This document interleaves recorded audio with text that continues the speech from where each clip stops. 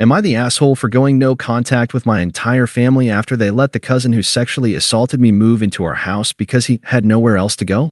Hey, before we move on to the video, please subscribe to the channel and hit the like button. It will help us create more interesting videos for you. Thanks. I used to think I was lucky to come from a big family. The kind with loud holidays, packed houses, and overflowing food trays. We had traditions, nicknames, running jokes that stretched back decades. My mom always said we were tight-knit, like it was our badge of honor. No matter what happened, we stuck together. But I don't think I ever felt like I truly belonged. Not in the way that counted. Growing up, I was the quiet one. Not shy exactly, just not loud. Not like my older sister, who could charm a room with her smile and had boys falling over themselves from age 13 onward. And not like my younger brother, who played football, made honor roll, and never had to load the dishwasher in his life. I was the background child. Polite, responsible, a little too sensitive, according to my dad. I liked books, wrote stories in my journal, and preferred the company of pets over people. I wasn't rebellious. I didn't sneak out, didn't drink, didn't even get in trouble at school. But somehow, it always felt like I was walking a tightrope. Anytime I stood up for myself, I was dramatic. Anytime I got upset, I was too emotional. My parents didn't scream or hit. They didn't have to. They just froze you out, dismissed you, smiled and said, "Oh, come on, it's not that serious." It wasn't abuse, exactly. It just made you doubt your own brain. I stayed at home after high school while I went to a local college, mostly to save money, but also because I didn't feel ready to leave. Not completely. And, if I'm honest, I felt guilty. My parents acted like I owed them for every little thing. They never said it outright, but it was always there in the way my mom sighed when I didn't help with dinner or the way my dad muttered about kids these days anytime I went out with friends. So I stayed. And I made myself small. I lived in the back bedroom, kept the house clean, cooked once a week, never brought anyone over. I paid for my own groceries and gas. I helped take care of my younger cousins when they came over, even when I had deadlines or exams. I thought that being good, being agreeable, would keep me safe. Then came that family gathering. It was a summer thing. One of those big barbecues we did every year in July. My uncle has a house with a huge backyard and a pool, so everyone showed up, over 40 people, easily. Adults drinking on the patio, kids running around screaming, grills going, music playing. I was there early helping set up the tables and prep the food with my aunt. It was hot, and I remember wishing I'd stayed home, but I didn't want to disappoint anyone. That was the day I ran into Tyler again. Tyler was my older cousin, technically my second cousin, I think. He was maybe 8 years older than me. I hadn't seen him in a couple of years. He'd moved out of state for a while, and the family didn't talk about why. Growing up, he was the kind of guy people like to warn you about with a smirk. "Watch out for Tyler," they'd say, but like it was a joke. Like his creepy jokes and boundary pushing were just boys being boys. He used to tickle me until I cried when I was a kid. Back then, people laughed. But I wasn't laughing that day. At the barbecue, he showed up late. He was already buzzed, slurring his words, loud, obnoxious. He hugged me too long when he arrived, gripped my shoulders too tight. I pulled away and tried to avoid him. Later that afternoon, I went inside to get more paper towels. It was quiet in the kitchen. Everyone else was outside. I didn't hear him come in. Suddenly, Tyler was behind me. He said something gross about how I'd grown up since he last saw me. I told him to shut up and pushed past him, but he blocked the door. He leaned in, pressed his body against mine. His hand slid along my waist. His breath was hot, and I could smell the beer. I froze. He tried to kiss me. I turned my face, shoved him, hard. He stumbled, and I bolted out of the room. Outside, everything was normal. Laughter, music, clinking glasses. I stood there in the sun, shaking, trying not to cry. Nobody noticed. Nobody ever noticed. But this time, I wasn't going to stay quiet. When we got home that night, I told my mom what happened. Her face went blank. She looked tired. Not horrified. Not shocked. Just annoyed. "You're sure he wasn't just drunk and being stupid?" I stared at her. "He tried to kiss me. He cornered me." She sighed. "I'll talk to your father." But no one ever did. No one confronted Tyler. No one told the rest of the family. The next time I saw him, he smiled like nothing happened. And everyone else followed his lead. It happened about 4 months after the barbecue. By then, I had learned to live in a state of permanent tension. I avoided family events. I kept my door closed. I barely spoke to my mom unless I had to. She never brought up what I told her. Not once. And I didn't push, because every time I thought about it, I felt sick. It wasn't just what Tyler did. It was how fast the people who were supposed to protect me had decided to pretend it didn't happen. I started thinking maybe I'd been wrong to tell them. Maybe I should have stayed quiet. Maybe I was just being dramatic. That's what gaslighting does. You start questioning whether you're really allowed to feel what you feel. Then one night, I came home from class and walked into the kitchen to find my mom and dad sitting at the table with that cautious, polite smile they always used when they were about to ruin my life. "We need to talk to you," my mom said. Immediately, I felt the bottom drop out of my stomach. My dad cleared his throat. "Tyler's going through a rough time right now. He lost his job and got evicted. He doesn't have anywhere to go." I just stared, waiting. "So my mom said he's going to be staying with us for a while, just until he gets back on his feet." Silence. I blinked. "What?" "It's only temporary," she said quickly. "We've already set up the guest room. He'll keep to himself." I felt like I'd been slapped. "You're letting Tyler live here?" I asked. "After what I told you?" My dad's face hardened. "Nothing happened. You said he made you uncomfortable." "That's not the same as he tried to kiss me," I snapped. "He cornered me in the kitchen and put his hands on me." My mom made a small noise. "That's not how he remembers it." I laughed. It came out sharp, cracked. "Oh, he doesn't remember assaulting me? Guess that settles it." "You need to calm down," my dad said. "This isn't just about you. He's family.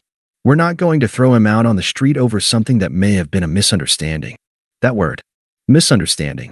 Like I'd tripped and fallen into him. Like I'd hallucinated it. Like it didn't count because I didn't end up in a hospital. "Either he doesn't move in," I said, "or I move out." My mother's face went blank. "Then I guess you'll be moving out." I packed my bags that night, but not before he arrived. I was halfway through stuffing my clothes into a duffel when I heard the front door open. Heard my dad greet him like a returning hero. Heard Tyler's voice, casual, upbeat, like this was just some family reunion. I closed my door and locked it, but it didn't matter. Later that night, I caught him smirking at me in the hallway like he knew exactly what he'd gotten away with. Like he was daring me to say something. I barely slept. I couldn't eat. I stayed in my room, kept my headphones on, counted the days until I could get out. Within a week, I had moved into a friend's spare bedroom across town. I left without saying goodbye. When I texted my mom to say I was gone, she replied, "You're being immature. Don't punish us for trying to help someone." Help someone. I guess I wasn't someone. I didn't talk to my family for the first 2 weeks after I moved out. Not because I wanted to punish them. I just couldn't. Every time my phone buzzed, I'd feel my stomach knot up. I'd expect more guilt, more deflection, more of those eerily calm texts from my mom that felt like a performance for an imaginary audience. At first, I stayed with my friend Kate. She'd offered without hesitation when I broke down crying in her car that night. Her guest room was barely more than a futon shoved in the corner of her office, but it was mine. It had a door that locked, and that was more than I'd had before. The first few days were a blur of sleep, crying, and avoidance. I skipped classes. I didn't answer emails. I couldn't concentrate. I was scared all the time, scared they'd show up, scared I'd run into Tyler at the grocery store, scared that somehow this was all my fault. Kate kept trying to feed me, brought me tea, told me I didn't need to explain. And then one night, while she was out, I got a message from my mom that sent me into full-blown panic. "Please stop telling people lies. You're hurting the whole family." Lies. That's what she thought this was. Not an assault. Not a betrayal. Just a lie that had gone too far. I called her. I don't know why. Maybe I thought I could still fix it somehow. She answered on the first ring. "Finally," she said. "We've been so worried." "Why would you let him move in?" I said, voice shaking. "Why would you choose him over me?" "You're being hysterical," she snapped. "You need to stop exaggerating what happened." I started to cry. "He cornered me, Mom." There was a pause. Then she said, "You were wearing that tight tank top. Maybe he thought you were flirting." I felt like I was going to throw up. "You're blaming me?" "I'm just saying, you're not a little girl anymore. People misread things. You're acting like you were attacked." I said. But she had already tuned me out. "You need to come home. This has gone far enough. Tyler is uncomfortable being in a house where everyone is gossiping about him because of some misunderstanding." That word again. misunderstanding. I hung up, and for the first time in weeks, I felt something besides despair. I felt furious. That was the moment I stopped trying to protect anyone. I dug out my journal, the one I'd written in since I was 15. I had entries from the day after the barbecue, every detail of what Tyler did, how he looked at me, how he blocked the door, what he said. I had screenshots of old texts. One from years ago where he joked about breaking into my room at Christmas. Another where he commented on a photo I posted and said, "Damn, didn't know you were getting curvy on us." I found the audio recording too, the one from that night, just before I moved out, when Tyler tried to open my locked door. It was faint, but you could hear the doorknob rattling. Then a whisper, "Come on, don't be like that." I put it all together, and I sent it. First to my aunt, who had daughters. Then to my cousin Sarah, who had once told me Tyler gave her a weird feeling. Then to my uncle, the one who always bragged about being the moral center of the family. I didn't ask for validation. I didn't beg them to believe me. I just sent the files and said, "This is what I've been dealing with. You can decide for yourselves." Then I turned off my phone. The next morning, everything exploded. By the time I turned my phone back on the next afternoon, I had 36 missed messages and over 100 texts. The family group chat, which I had muted months earlier, was in meltdown. Half the messages were people demanding explanations, the other half arguing with each other in that fake polite, rage under the surface tone I knew all too well. My mom's texts were the first I saw. "What have you done? Why are you trying to destroy your cousin's life? This is sick. Your father is furious." Then came messages from my aunts. One said she was disappointed that I was trying to ruin a man over nothing. Another said I needed to learn to forgive. But then, there were others. One from my cousin Sarah. He did the same thing to me when I was 16. I thought I was crazy. "I'm so sorry I didn't say anything." Another from my uncle's wife. "Thank you for sending this." I always thought something was off about him. By the end of the day, 5 other women in my family had messaged me privately. Some were younger cousins. One was even in her 40s. Tyler had been doing this for years, always under the radar. Always joking, always protected. He had a pattern, and no one had wanted to see it. Until now. The next day, my mom called. I let it go to voicemail. Her voice sounded off, shaky, uncertain. "I don't know what's happening. Your cousin's family is furious. He's saying you're lying. Everyone's saying different things now, and I just want this to stop. You need to come home so we can talk this out. No apology. Not even a hint of one. Just you need to come home, like I was the problem. Like I was the one who owed them peace." I didn't answer. That weekend, I moved out of Kate's place and into a small apartment I found near campus. It wasn't much, just a studio with peeling paint and old pipes, but it was mine. The first space that ever felt like it truly belonged to me. I kept hearing through others that the family was split. Half believed me, half didn't. Tyler had gone to stay with someone else, and apparently he was devastated by this smear campaign. He could rot. I didn't care about his feelings. I didn't care what the rest of them thought either. For the first time in my life, I didn't need their permission to exist. Over the next few months, I cut them out one by one. I blocked numbers, deleted emails, removed myself from group threads. The last to go were my parents. I kept thinking maybe they would come around. That they'd wake up, admit they'd failed me, beg to start over. But that never happened. The last message I ever got from my mom said, "We're sorry if you feel hurt. We just didn't want to tear the family apart." That was the moment I finally let them go. Because I realized something. They didn't care that I'd been hurt. They didn't care that Tyler was dangerous. They just didn't want the appearance of a broken family. But it had been broken for years. They just didn't want anyone to look too closely. So I made peace with it. Not with them, with myself. I kept going to therapy.